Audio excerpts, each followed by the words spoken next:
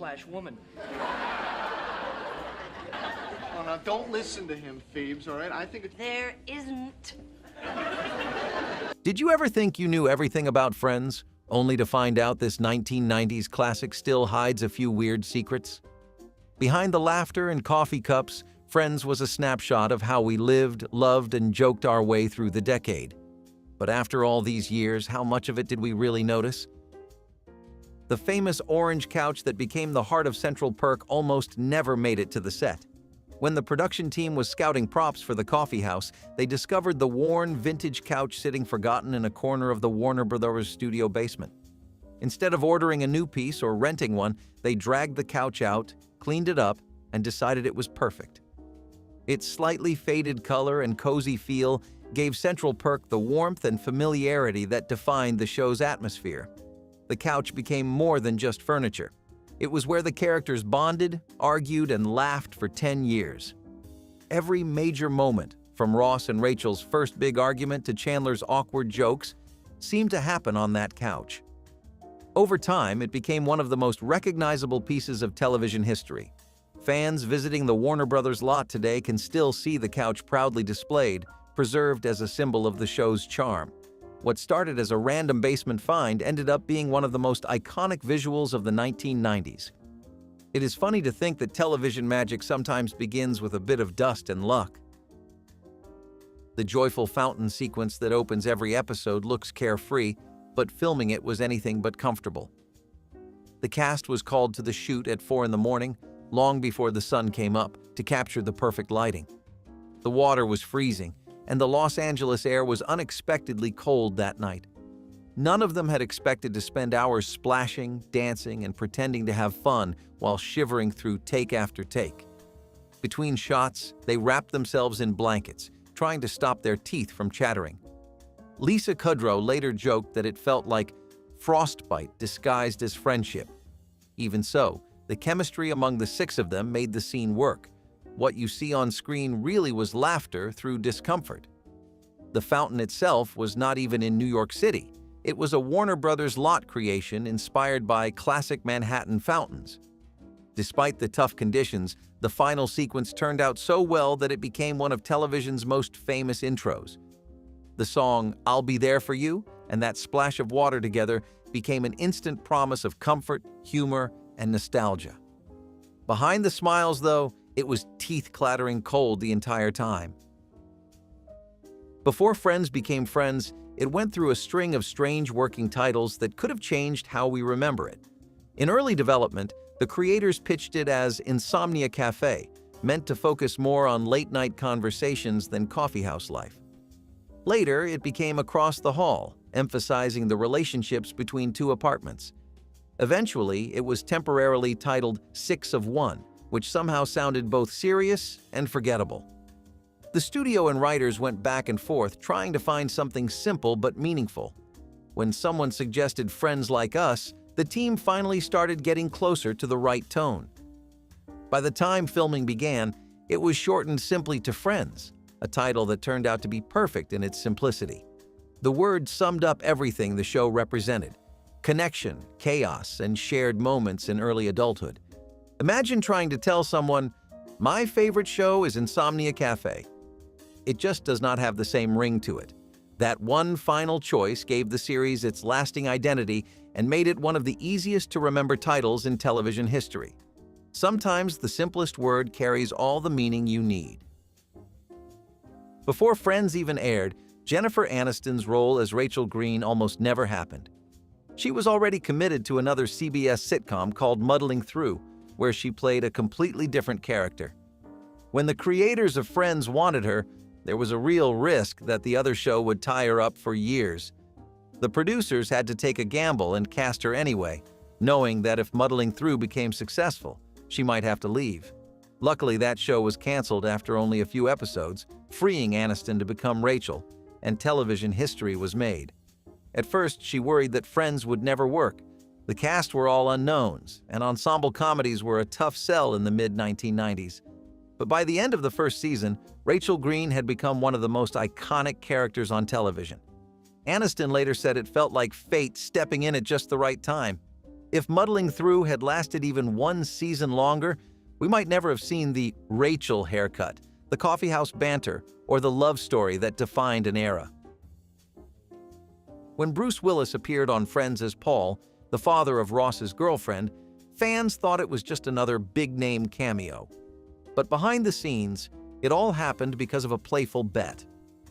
Matthew Perry and Willis had worked together on the whole 9 yards, and during filming, Perry bet that their movie would hit #1 at the box office. Willis did not believe it would. When it actually did, he agreed to honor the bet by appearing on Friends, for free. True to his word, Willis donated his entire salary to charity. What made the story even better was how effortlessly he fit into the Friends universe. His character's tough exterior hiding emotional awkwardness was a perfect match for the show's humor. Viewers loved his scenes with Jennifer Aniston, especially when his calm persona cracked under embarrassment. It became one of the most memorable celebrity guest roles in the series. Few people realized that it all started with 2 co-stars joking around on a movie set. A simple bet turned into television gold, and a good deed that made fans like Bruce Willis even more. Phoebe Buffay's guitar became one of her most lovable quirks, but Lisa Kudrow did not share her character's enthusiasm. When the show began, the producers hired a coach to teach her how to play properly. After just one lesson, Kudrow realized she hated it. The chords were hard, her fingers hurt, and she found the whole process frustrating. Rather than fake complex songs, she went to the writers with a solution. Let Phoebe be bad at guitar. The writers loved the idea, and it completely shaped the character. Suddenly, Phoebe's odd, clunky strumming and offbeat lyrics became part of the charm. That is how Smelly Cat was born, a deliberately simple tune that turned into a fan favorite. Kudrow once said that if she had learned real guitar, Phoebe would have lost her innocence and awkward magic. Instead, her 3-chord wonder style made every performance hilarious. Sometimes, imperfection becomes the heart of the joke. Lisa Kudrow may have dreaded guitar practice, but it ended up creating one of television's most endearing running gags. Sharp-eyed fans may have noticed a quiet change between early and later episodes of Friends. At first, Monica's apartment door was labeled with the number 5, even though the view from her window clearly showed a high-floor cityscape. When the creators realized the mismatch, they changed the number to 20. Chandler and Joey's apartment also changed, from number 4 to number 19, to keep the building's numbering consistent. It was a small detail, but it mattered for the show's realism.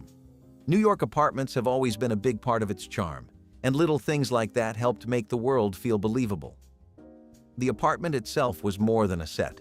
It became almost a character of its own, a warm, lived-in space where friendships grew.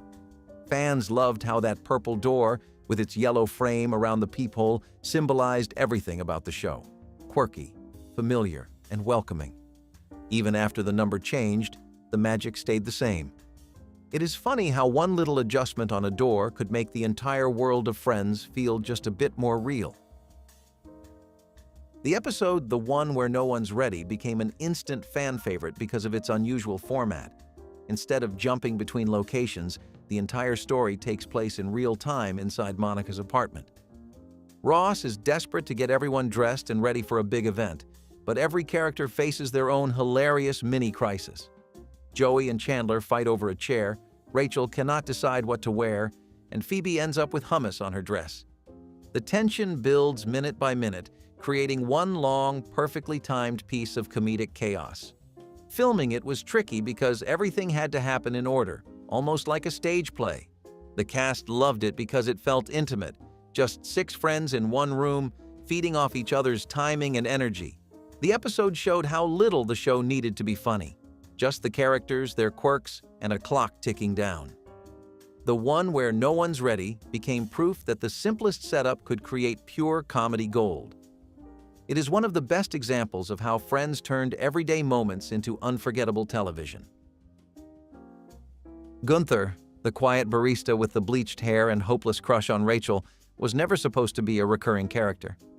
In the beginning, James Michael Tyler was just an extra hired for the coffeehouse scenes. But when the crew realized he actually knew how to operate the espresso machine, they kept him around. Slowly, the writers began giving him lines, and over time, Gunther became part of the show's heartbeat. His deadpan delivery and lingering stares turned him into a running joke that fans adored. Tyler once said he dyed his hair bright blonde by accident the night before filming, but the producers loved it so much they made it part of the character. Gunther's quiet presence in the background gave Central Perk a real sense of continuity, as if someone was always keeping things running behind the chaos of the main group.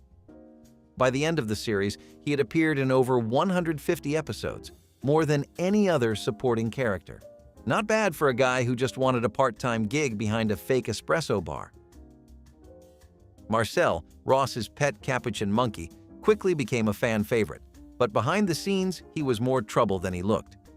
The monkey, whose real name was Katie, often missed cues, got distracted by the studio lights, and needed multiple handlers to keep her focused. David Schwimmer, who played Ross, admitted that working with Marcel was far from easy. He joked that Marcel would mess up takes by running off or staring into the cameras. What looked adorable on screen sometimes took hours to film. The production eventually phased Marcel out, not because fans disliked him, but because the stress of working with a live animal was too high. Schwimmer later said he was relieved when Ross had to give Marcel away. Still, Marcel's short run left a big impression. The scenes of Ross bonding with his mischievous pet added warmth to his early storyline and became part of Friends folklore. Ironically, what caused headaches behind the scenes helped make Ross's character even more relatable. Everyone loves their pet, until the pet decides not to cooperate. Few moments in television history show unity, like what happened behind the scenes of Friends. Early on, the 6 cast members, Jennifer Aniston, Courtney Cox, Lisa Kudrow, Matt LeBlanc, Matthew Perry, and David Schwimmer, were paid very differently depending on when they joined and how their characters were written. But by season 3, Schwimmer and Kudrow suggested a revolutionary idea: negotiate together as one. The studio resisted, but the actors stood firm, knowing their power came from their chemistry and equality on screen. It was not just a demand for more money, it was about fairness and friendship mirroring their fictional lives. By season 10, they had successfully secured $1 million per episode each, making television history. Their decision reshaped how ensemble casts negotiated pay, setting a new industry standard for equality and solidarity. They proved that collective strength could outshine even network executives' expectations. More importantly, it showed that Friends was not just about the show. It was about 6 real people who believed they were stronger together than apart. It is one of the rare cases where Hollywood teamwork paid off both on and off the screen. Friends was known for its infectious laughter, much of which came from the live audience watching each episode as it was filmed. The studio setup was designed like a small theater, allowing hundreds of fans to react naturally to jokes, flubs, and bloopers. The actors said the live crowd's laughter gave them real energy, helping them deliver their lines with better timing. But not every scene worked well with an audience. For moments like Ross and Rachel's breakups or Chandler and Monica's emotional talks, the producers cleared the studio completely. They did this to avoid uncomfortable giggles during tense or heartfelt scenes. Without an audience, the atmosphere became quieter and more focused, allowing the actors to dive deeper into their performances. Lisa Kudrow once said filming those scenes without laughter felt like performing in a vacuum. The silence could be eerie, but it was necessary to preserve the emotion. When those episodes aired, the impact was undeniable. Fans felt every heartbreak as if it were real. It is a subtle detail, but that decision helped keep Friends balanced between comedy and heart. Behind the laughter, the show knew exactly when to stay quiet. It is hard to imagine Friends without its famous claps and upbeat theme song, but the music we know today almost never existed. In early planning, the producers wanted a familiar tune to match the show's youthful optimism. Their first choice was "Shiny Happy People" by R.E.M., a catchy song about friendship and joy. It fit the vibe, but not perfectly. Warner Brothers decided to take a chance on something original, and that is how "I'll Be There For You" was born. Written by Michael Skloff and Ali Willis and performed by the Rembrandts, The song captured the humor, struggle, and loyalty at the heart of Friends.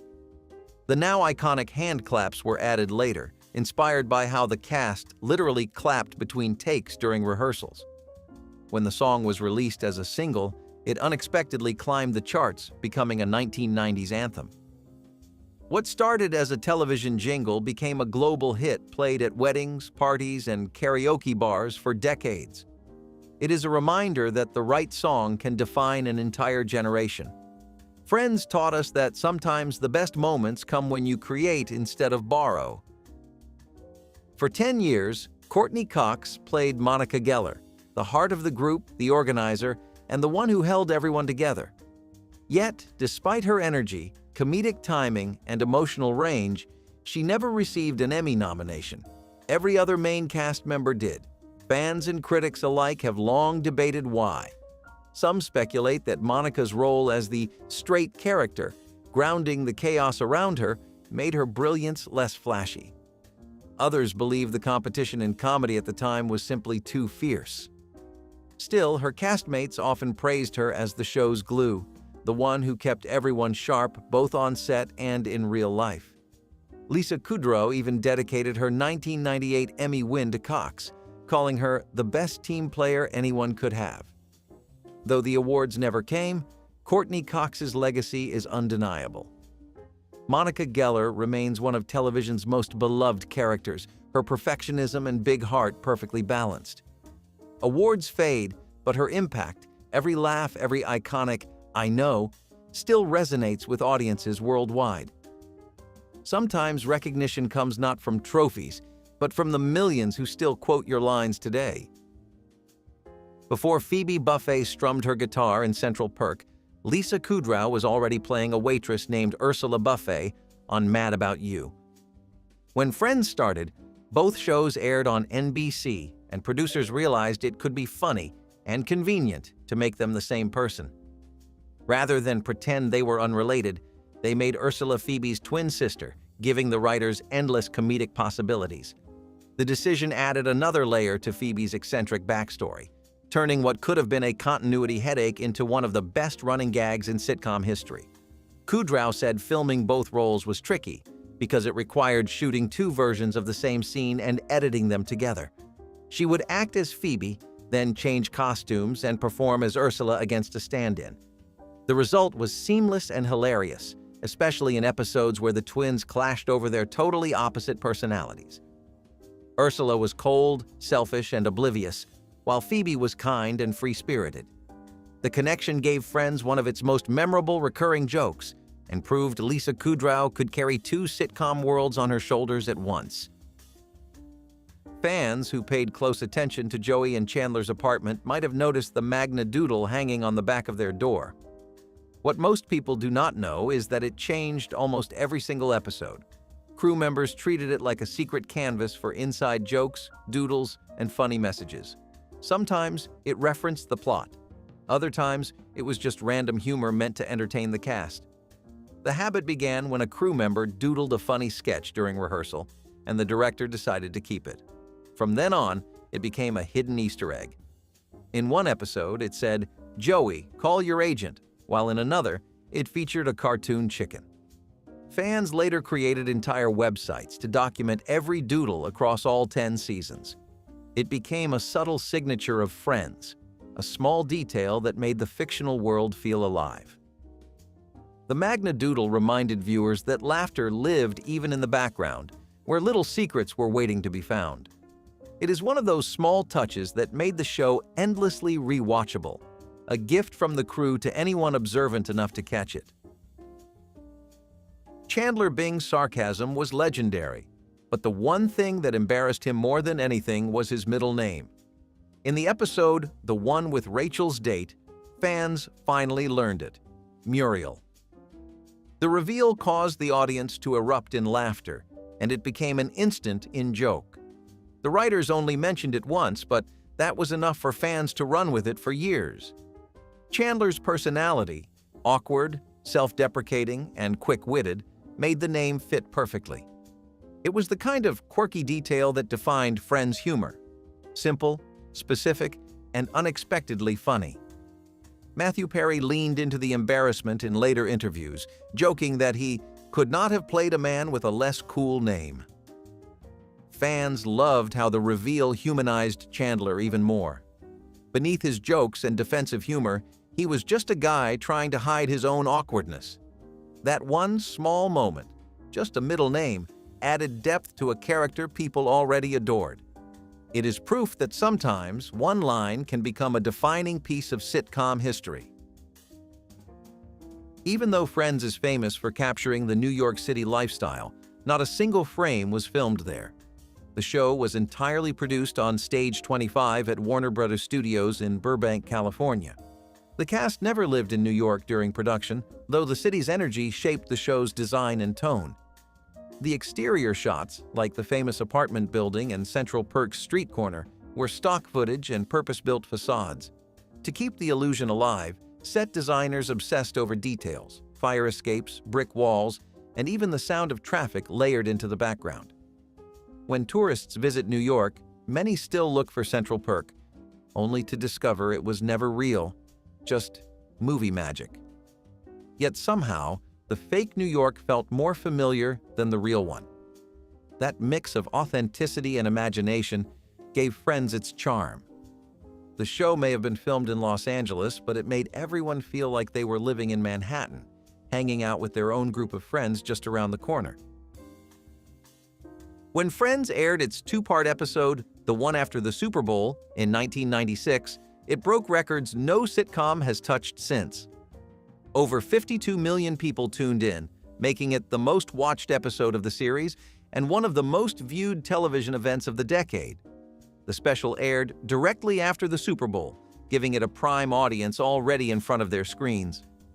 To make the most of the moment, the producers loaded the episode with big-name guest stars, Julia Roberts, Jean-Claude Van Damme, and Brooke Shields among them. Julia Roberts played Susie Moss, a former classmate of Chandler's with an unforgettable revenge plot.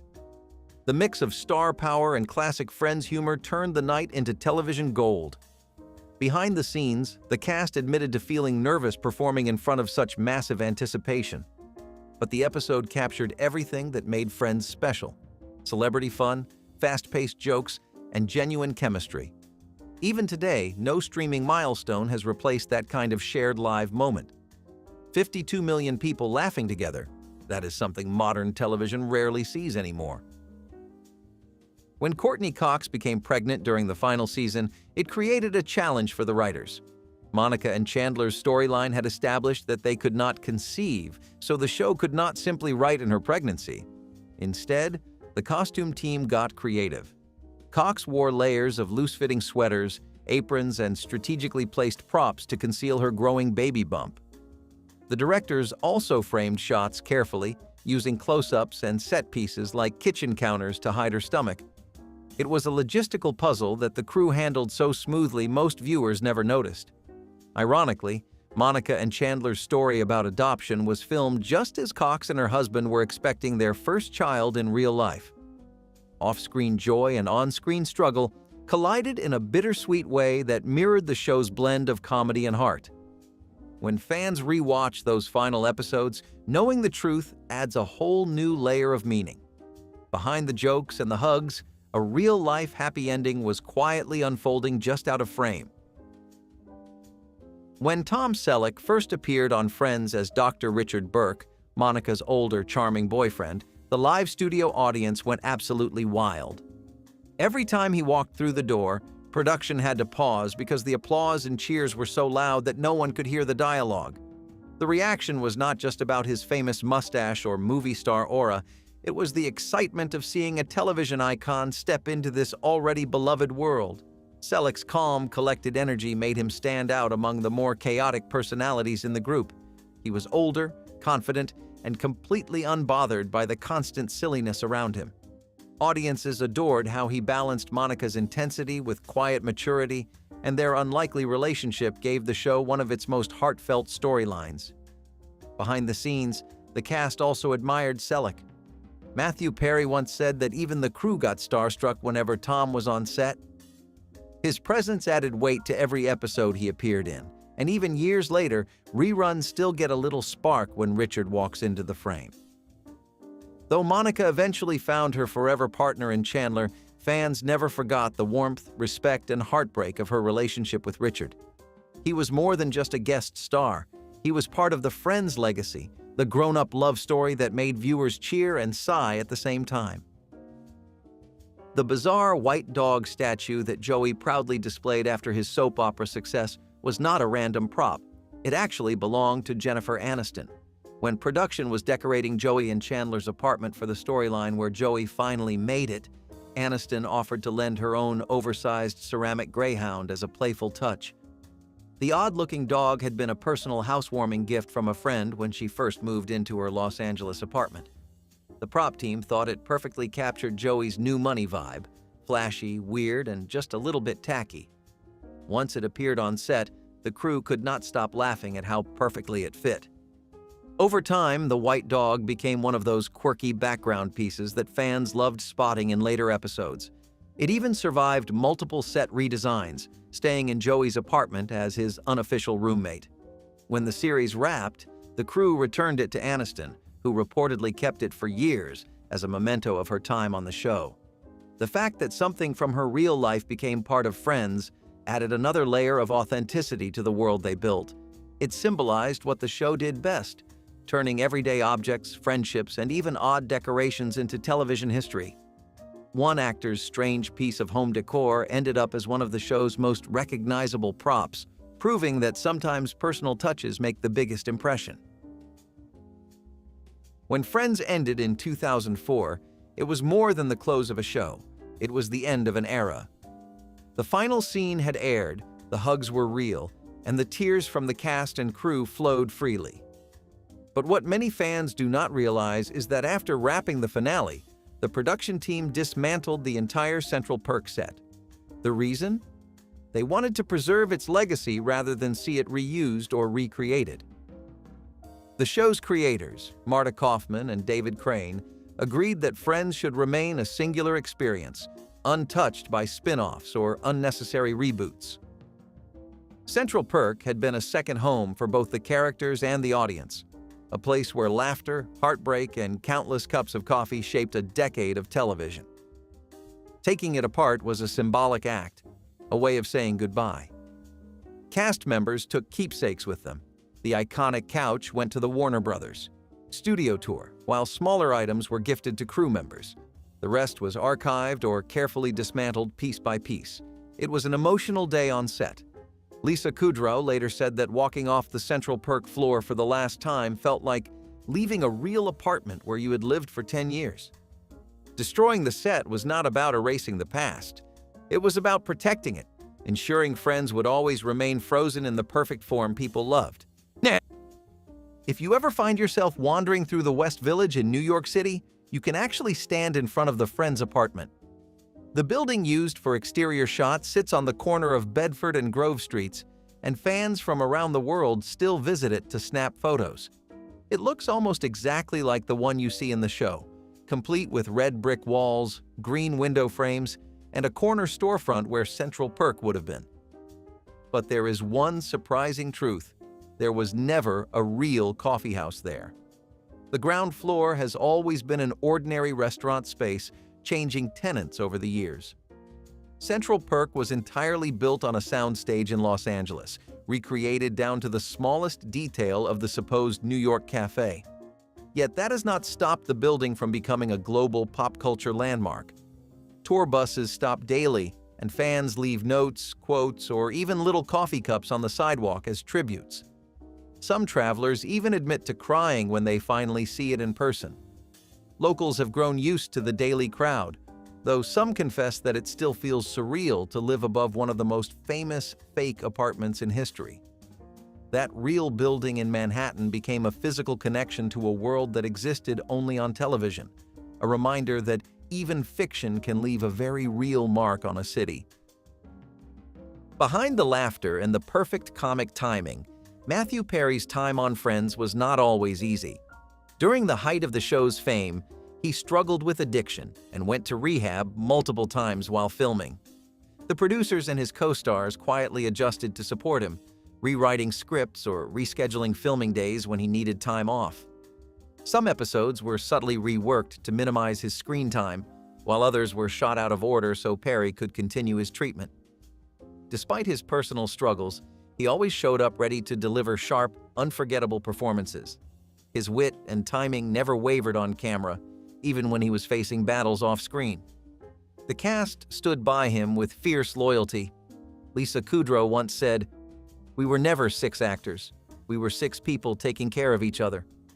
The writers avoided making jokes that might touch on his weight fluctuations or absences, respecting his privacy while keeping the tone of the show intact. In later interviews, Perry was open about his recovery journey, saying he wanted his legacy to be helping others who faced similar challenges. Looking back, it is remarkable how Friends managed to remain consistently joyful during those hard times. The laughter was real, but so was the compassion behind it. Perry's courage, both on and off the set, added a deeper layer to his already beloved character. His story reminded everyone that even in comedy, humanity matters most. So before you grab another cup of coffee, tell us which Friends fact surprised you most, then hit like, tap subscribe, and drop your thoughts below so we can keep reliving the laughter, love, and weirdness of the 1990s together.